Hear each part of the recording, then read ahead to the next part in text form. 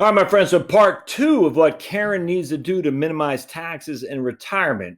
We're going to do Roth IRA conversions now, just starting right out of the gate. We're going to start this year, 2019. We're going to do $20,000 a year until the IRA is fully exhausted and now solely over in the Roth. So let's take a look at what that looks like. Don't forget to subscribe down below, thumbs up, share the video, the whole thing. So here I'm showing you we got $20,000 annual IRA distributions, Roth conversions, because it's tiny little inconspicuous check mark that says convert to Roth. That's what we're going to do. And we're going to convert it. The default's 2034. I don't know why that is, but by this time, there'll be nothing left in the traditional IRA. So we're going to convert $20,000 a year. We can change this whatever we want, but I just want to show you what it looks like here. Standard rule, penalty free, tax free. No, none of those are. There is penalty free. It's just not tax free. But anyway, so let's see what this looks like here. So now we're going to do the Roth conversions. Let's take a look at the tax on having done that. Yeah, and you can see here we got a little bit more on the front end because remember back then 68, 69, and basically 70, she had no tax or they had no taxes whatsoever.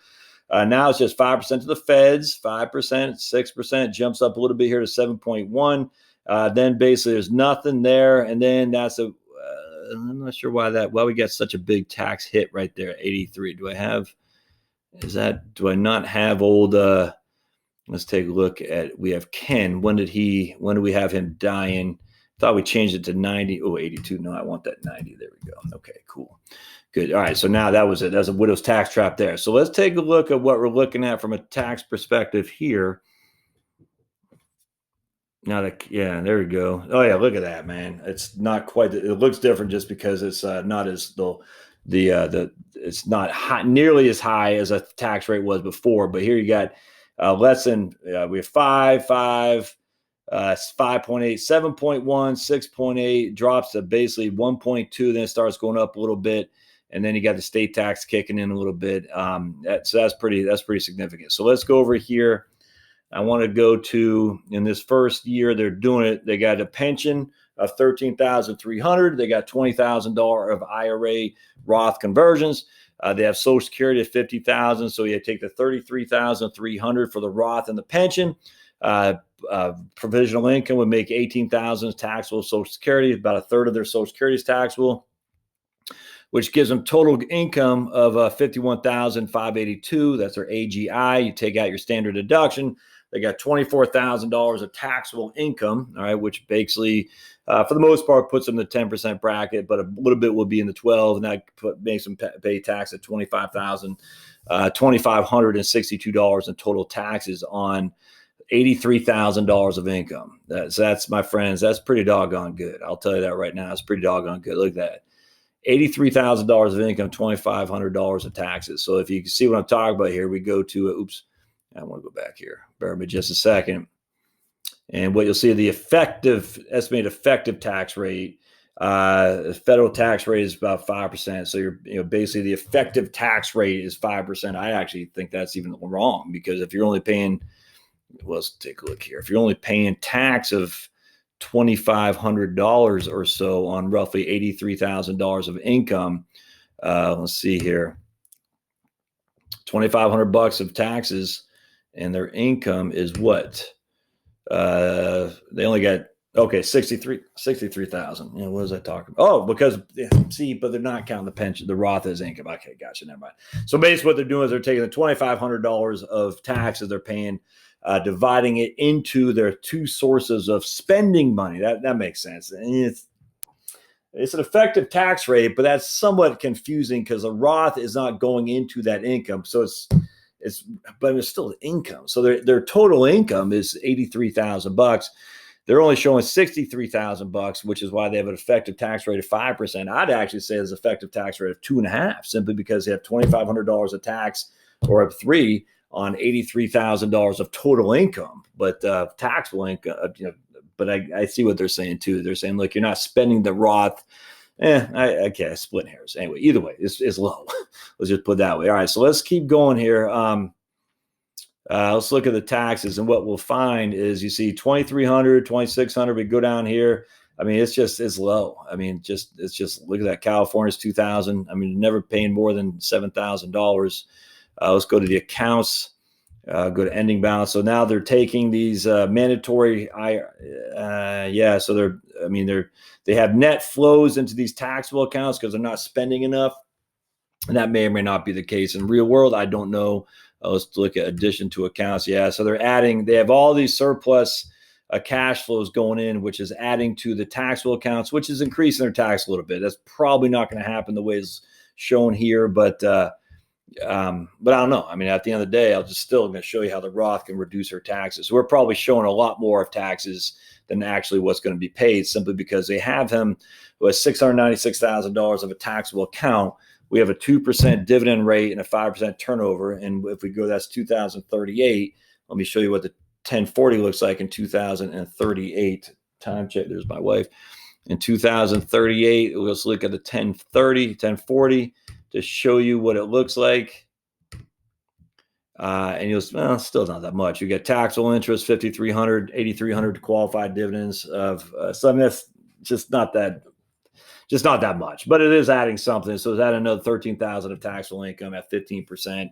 The bulk of that, well, actually, no, it won't even be 15% because they're taxable. No, so even that's tax free because their taxable income is still in the 12% category, or in this case, it'd be 15% because the Trump tax bill has sunsetted. So that's not even taxable. So that's irrelevant at this stage. Okay, cool. So that's good. So now I want to go back to, and what I want to do is I'm going to grab this cash flows here. And this is with the Roth conversions. And we're going to compare this to the other cash flows without the Roth conversions.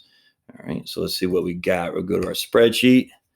And then we're going to kill off old Ken earlier like we did last time and see what we got here. So if we could, all right. So now we got our tax payments. Oh, yeah. Look how small that is. That's going to be, all right.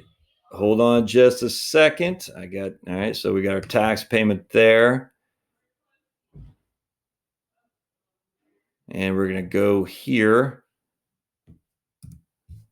And $79,000. Look at that. $79,000 in total income inflows. I mean, and we have total income inflows 1.9 million. I mean, it's right there. Look at that. $2 million of total income inflows, $79,000 of taxes. We had $2 million of total income inflows before when we killed off Canada early, and we had $193,000 of taxes. I mean, we had $2.2 million of total income flows when we didn't kill off Ken early, and we had $147,000 of taxes. So let's just kill Ken off early here, and just to get a gauge if of the taxes when Ken's dead earlier, and Karen is no longer married filing jointly, but she's a single taxpayer. We're just going to come off at 80. I can't remember what we did last time, but we're going to say 80 just for simplicity. And let's go to retirement. And then we're going to go to cash flows. And then we'll copy and paste this right here. And we're going to get a gauge. Yeah, see, oh, look at that. There it goes again, man. Her taxes go up just because she has she's just a single taxpayer. It's not going to be nearly as bad as what it did without the Roth IRA. But I mean, man, you've got to. And we're going to go to tax payment right there. So let's sum that guy up. All right. And we're going to see what we got.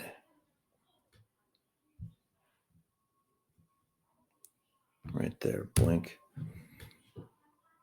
122. So when Ken dies off early, he's still paying more taxes. Total income flows 1.7 million. So at the end of the day, we're paying, in this case, we're paying equals that divided by that. 7% total taxes. All right. Equals that divided by that. 3.9% equals that divided by that. 9.8%. And then here, that divided by that. 6.5%. So you can see we are tripling the taxes roughly by not doing Roth conversions. I mean, in terms of the percentage of tax that we're paying. So the Roth conversions, and Ken survives as long as Karen does. We pay $79,000 of taxes on almost $2 million of income.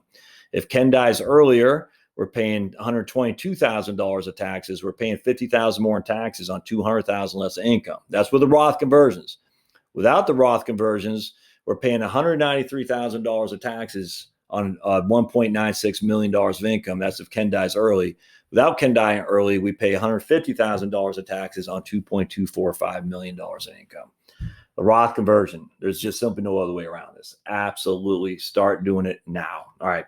That's all I got to say. That's the proof is right there, my friends. So as always, if you like what you see and if you find value in this, give me a thumbs up. That helps me. Share the video with others for sure. Comment if you want to donate, because you do find 5 or 10 or $1 million of value. Go to heritagewealthplanning.com. On the very bottom, you'll see a little thing that says donate. And by all means, send a donation. Be much obliged. But either way, don't forget to subscribe, and we'll see you next time at heritagewealthplanning.com. Thanks, guys.